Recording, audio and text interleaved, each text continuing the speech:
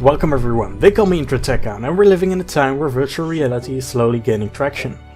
But as someone who owns a PSVR headset, I often see a lack of appreciation for the technology from people outside of the VR community, which is a bit unjustified in my opinion. Even then, I also have my own gripes with both the hardware and software. Today I hope to talk about my opinions on the hardware side of VR, where it is now and where it still has to go. Let's start with a bit of an introduction to VR. This will be the part where I'm desperately going to try to explain the VR experience for the people who don't own a headset. So at this point it's common knowledge that a 2D video doesn't do justice to the VR experience. This is of course because a VR headset has one screen for each eye, making it so you can see everything in 3 dimensions. If I showed you a ball that took up the whole screen without any other reference point in a 2D video, you wouldn't be able to tell if it was an apple-sized ball from really close or a planet-sized ball from really far away. In VR you can sense the scale of everything, which is why it's so immersive. Still, even with this knowledge, you might be inclined to think of VR as just a screen really close to your face. But if you really want to know what playing VR games is like, you need to stop thinking of the screen and start imagining you're really there. So for the gameplay in the background, imagine you're actually holding a weapon, enemies are actually as big as you, and if you crouch or dodge you can evade incoming attacks. This simple fact makes VR so incredible, and it makes me sad that so many people seem to want it to be a fad or want it to fail. Skepticism is totally fine and understandable, but a lot of the skepticism seems to have transformed into a genuine dislike for the VR devices. That's why I hope to bring back some appreciation for the technology. Because for centuries humanity has written and acted out fairy tales, fictional scenarios and stories, and complete immersion has always been the goal. We want to believe these stories, because being immersed makes us relate to the characters and world to the point where we can feel actual emotions when things start happening to them. Why it's fun to feel these emotions, I have no idea, but it's just a fact that an immersive, engrossing story can absolutely make you hate the boring world we're living in. I can personally attest to this as well, because I remember when I read the Harry Potter books for the first time, that I hoped, no, wished, that those books were written by an actual wizard to cover up for the fact that wizards exist. I wanted to receive that letter in the mailbox, I wanted to get on that train, I wanted to experience everything Hogwarts has to offer. But guess what? I couldn't experience that. Never before in the history of mankind, or as far as we know in the history of the universe, in all those 14 billion years, never has it been possible to actually transport ourselves to these worlds for us to walk around in them. And I mean, look where we are now. Technology is improving at such a rate, it's even hard to understand any of it at this point. Because have you ever really thought about the internet? And I mean deeply. We are sending ginormous amounts of information wirelessly through the air, and incredibly complex and precisely engineered objects flying in outer space. The smartphone you are carrying in your pocket literally didn't even exist 12 years ago, yet there are hundreds of times more powerful than the computers that got us to the moon, which was only 50 years ago by the way. I mean, look at Steve Jobs mentioning the fact that you can zoom in on a smartphone at the announcement of the first iPhone.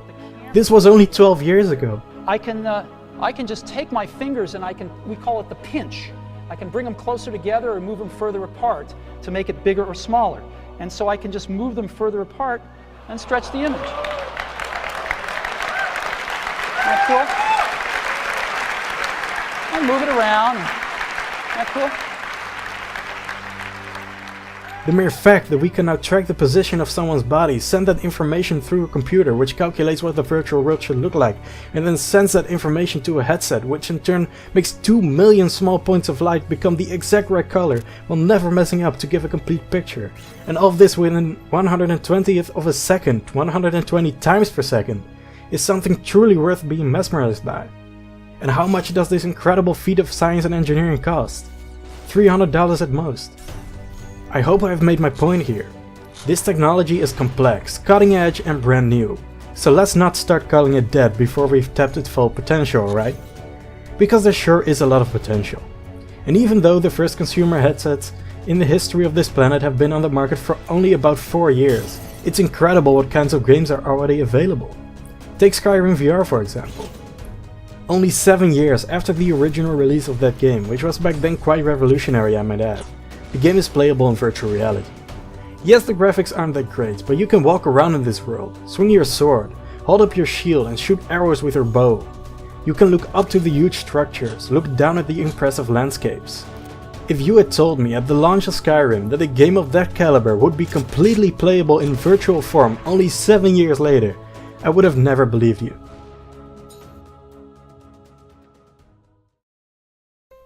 It should be made clear though that the technology still has a long way of improvement to go before we are at a Ready Player One level of awesomeness. Before I go into other problems I have with VR, I want to briefly talk about motion sickness, because this is such a misunderstood topic, both for VR as non-VR players. I think this misconception is slowly getting pushed to the background, but a lot of people still think motion sickness is something you can't get rid of. But you absolutely can. The trick is just to take it slow, and stop anytime you start feeling nauseous. At first I also got motion sick within one movement of the analog stick, but after a few weeks I was able to play even the most intense games for hours on end. This information really needs to become common knowledge quickly, because motion sickness is something that tends to push people away from the hardware. But so far all of that, let's first talk about the problems with the hardware side of things. I'm going to talk about PSVR specifically because I know the most about that headset. The first thing that I immediately want fixed in the next gen PSVR is the field of view of the PlayStation camera. It baffles me that Sony hasn't released a camera with a wider FOV yet, but here we are. Currently it's so easy to get out of range from the camera while standing. Unless you're short, you will never have a situation where you can reach both above you as touch the floor without losing tracking in one of these spots. Also, when you reach forwards, you have an increasingly smaller space to move around your controller in. It's so frustrating when you're playing a game and you want to grab something delicately, but the camera keeps messing up, which throws around whatever you're holding all over the place. Also, because PSVR uses visible light to track the player, you can't turn around or have something in front of your controllers or headset without losing tracking. It would be great if the next headset also did tracking the way the Vive does it. I believe they use infrared, but that would probably increase the price to a point where people wouldn't want to buy the headset anymore. Still, I feel the tracking has to be improved in some way, because in my experience, there's just a ton of tracking issues with PSVR in general. I for example always had the whole world around me and the controllers bobbing up and down. This might be specifically my unit though, because I haven't heard anyone else talking about this. But if the next headset still tracks with visible light, they could of course also go with a dual camera system, one in front of you and one behind you. But I can only imagine what kind of nightmare the cable management would be. Talking about cable management, the next big leap for VR headset would surely be wireless ones. I don't find the current cords to be too much of a hassle, to be honest, but it would surely be way better if they completely disappeared or if you could plug them in when the battery level gets low. This though is once again one of those technologies that they're working on for sure, but because of money or complexity reasons might not turn up in the next generation just yet. Super hot. Super hot. What we will see for sure though is an integration of the breakout box into the console. Currently we have this annoying box next to the console with like 5 wires going into it, but I fully believe Sony will get rid of it. If the next generation headsets are still wired though, these headsets should have a feature where you can clip the wire to your belt or pockets. Currently a lot of us just fold the wire and put it in our pockets, and it greatly enhances the experience because the back of your head doesn't have any weight pulling on it that way.